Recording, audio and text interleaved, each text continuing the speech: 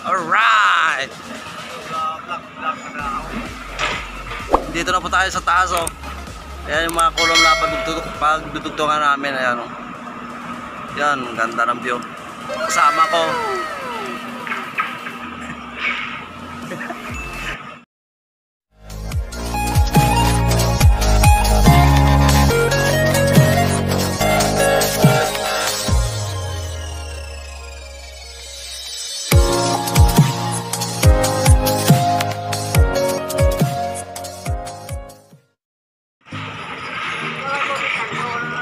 Yan, ang ganda ng view dito sa taas, oh.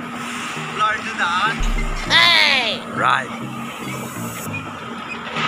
Yun, nandito po tayo ngayon sa taas kasi may inaayos ako sa Raptor namin. Right. Ito yung buhay ng mga erector. You know? Ginagawa mo. Akala nyo madali lang magiging erector. Makaakyat kayo sa tuktok at makakabit man lang ng kung ano, erector na kayo kagad. Hindi ganon kadali magiging erector. Kailangan magaling. Right. Ito yung buhay ng erector. Palagi na sa taas. Right. I think may pasok kasi kailangan eh.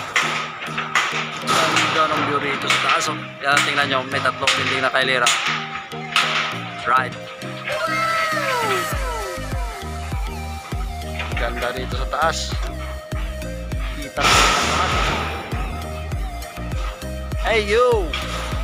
Right. Buhay, construction. Hirap talaga maghanap ng pera. Yan oh.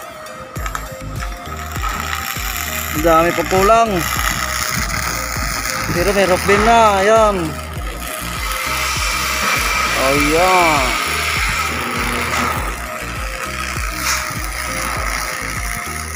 Konting hirit na lang at matatapos na ito.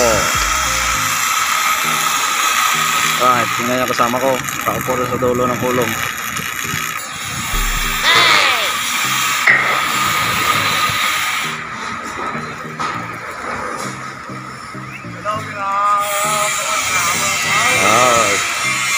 Right.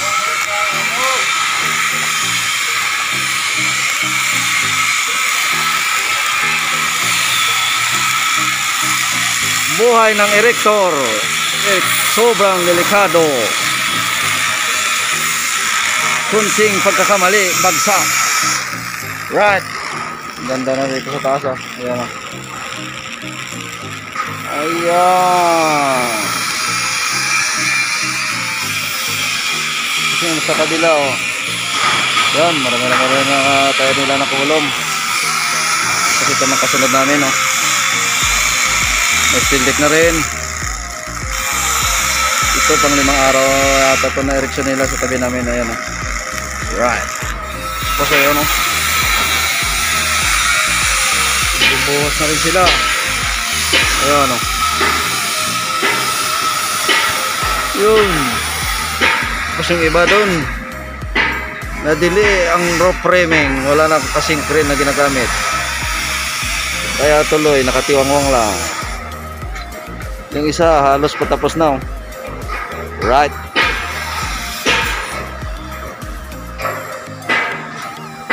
Kasama ko. Yun.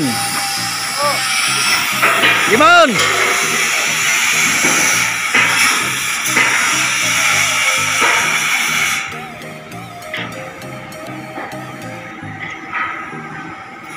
Magaling kasi itong operator namin. Ayan.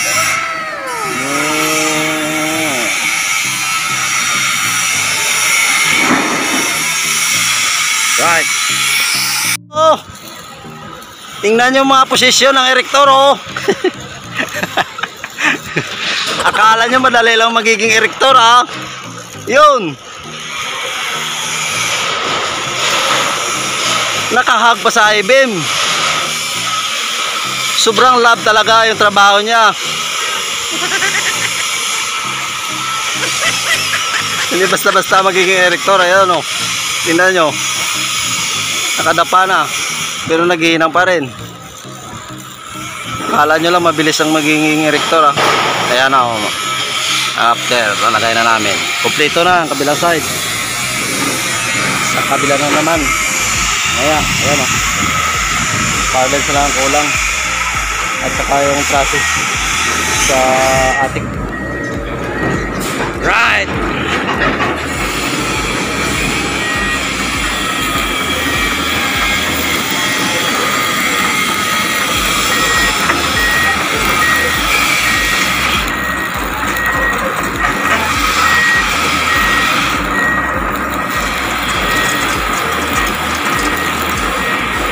Ang buhay ng erector sobrang delikado.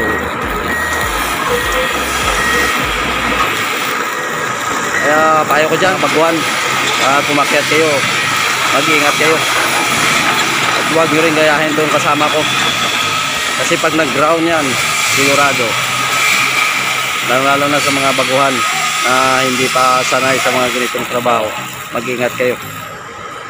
Right.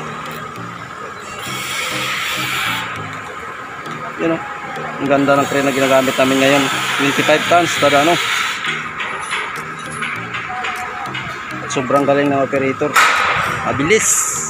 Alright.